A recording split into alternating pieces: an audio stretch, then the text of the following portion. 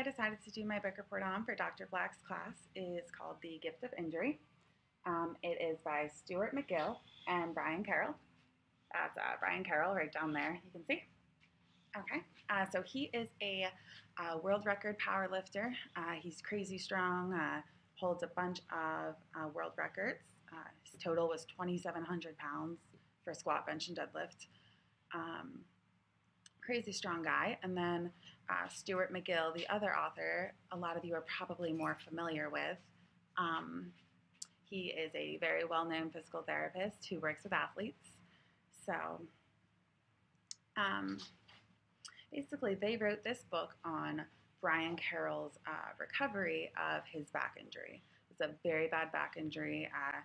He had a large fracture of the sacrum, vertebral end plates, L4 and L5 vertebrae were completely demolished, basically, completely shattered. L4 and L5 discs were also in very bad shape. It was to the point where all neurosurgeons told him that he needed a spinal fusion and there was no other option. He got multiple second opinions and everyone kind of told him the same thing, pain management doctors, surgeons, etc. Until he found from a client that he was training, he mentioned that Stuart McGill was a physical therapist who worked with many high-level athletes and was able to rehab a lot of back injuries. So he was instantly interested and reached out to him. And Stuart McGill basically said he'd see him for a consult and they'd go from there. So Brian Carroll flied up to Canada to meet with Stuart McGill, and basically after a evaluation, Dr. McGill said, I'm confident that I can get you out of pain, but I don't think you're gonna lift again. And Brian Carroll was really happy with that, but he said, just so you know, when you get me out of pain, I'm going to try to lift again. Lifting was his life. It was his career, his passion. It was how he made money, how he supported his family. So he kind of was very upfront with Dr. McGill about that. And McGill said, okay, but we need to kind of find some common ground and come to an agreement about how this rehab is going to work and some terms almost, which I thought was really interesting because a lot of times you do have different goals than your clients. So it's important to kind of find a middle ground between the two that will still allow you to rehab the patient and get them better, but also kind of meet the goals of the patient, even if you think that they're unrealistic. Keeping a kind of neutral attitude towards it and an accepting attitude and understanding that while you might think that's crazy, he can't even take a step without pain. He wakes up in the morning and he's in a 10 out of 10 pain, excruciating pain all day long.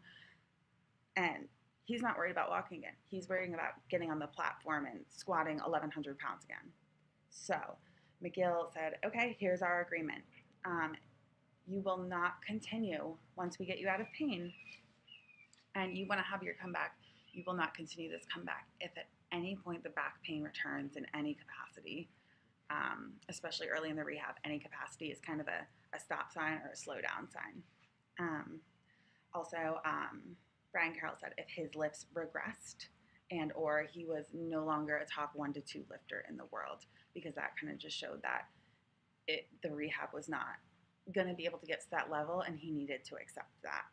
And also if he needed any pain meds for day-to-day activities, because it was at the point where he was taking very hard pain medications, getting injections way too often, going to multiple different doctors to get these injections just to live day-to-day without excruciating pain.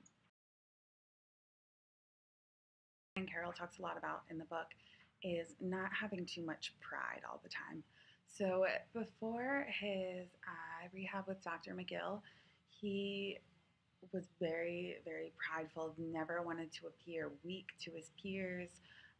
He always wanted to kind of maintain this reputation. And he talks about how important it was to him to maintain that at all costs. So basically during one of his meets, his he was getting very bad neurological symptoms down his leg, both sensory and motor. He was having weakness, tingling, pain, shooting sensations to the point where he was literally lifting his leg and carrying it um, so that he could walk onto the platform to do his deadlift at the end of the competition.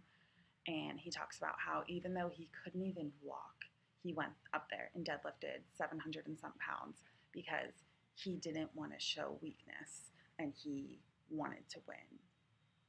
And while that can show passion, and at the time that's what he thought he was, just a passionate athlete, he looks back and he just calls it stupidity and basically being naive.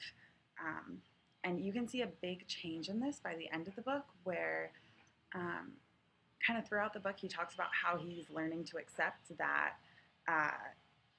he needs to do what's good for him and not care about what others think of him or how he looks. So he talks about when he was at one of his powerlifting gyms when he went to visit a friend. Everyone's in there throwing 700-800 pounds on the bar and squatting, and he's in the corner doing air squats and 12-kilogram kettlebell goblet squats. So he talks about how it was kind of pretty embarrassing for him. He's in the corner doing these and doing bird dogs with no weight and core work, and all these guys are looking at him, they're making fun of him, and he basically talks about how important it is to have this inner monologue to keep himself on track. And he would say to himself, his kind of mantra was, I'll be back, stronger than ever, ready to smash every doubter and naysayer's face on the platform, just like I always had, and I'm going to do it with a smile on my face. So basically, this narrative gave him the permission to take it easy until his back settled down. And he was confident that in the long run, this calculated restraint was going to make him stronger than ever. So by allowing himself the room to look weak in front of others, he knew that he was setting himself back up for this comeback, and so he allowed himself this room. So I thought that was pretty interesting, kind of the change in mindset and change in character that you can see goes on throughout the book. And that's kind of, this change in character is concluded by by a later competition. He tries to come back. It's about 1 year after he starts the rehab with Dr. McGill.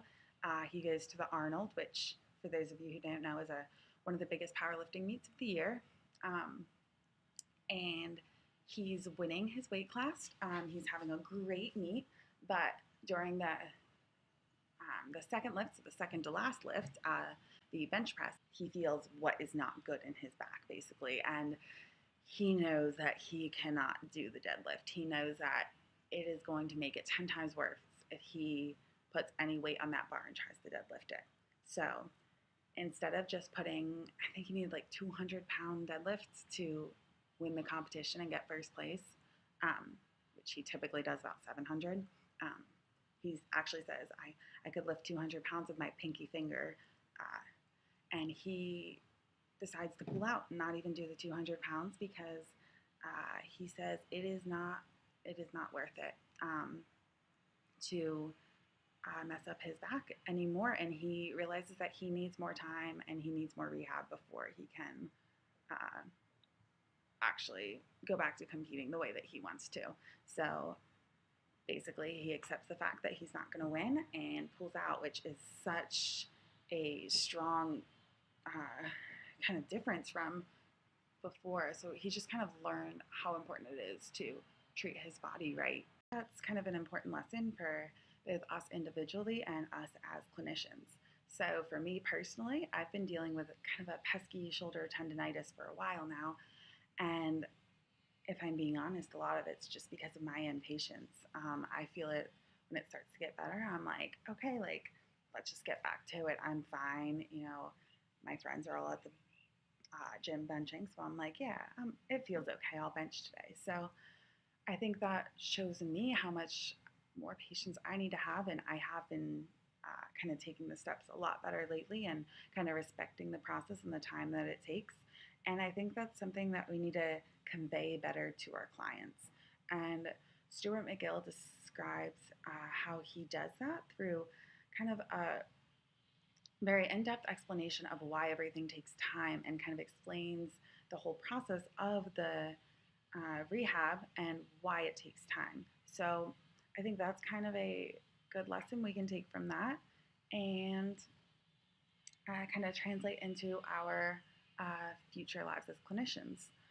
Um, Also, the other parts of this book, I know I talked a lot about kind of the narrative part of it because that was more of like the life lessons type thing that is more applicable to this class. But for anyone who actually wants to read this book, that's really only one part of it that's kind of thrown into the book along with actually the intervention approach of how he got him back to lifting.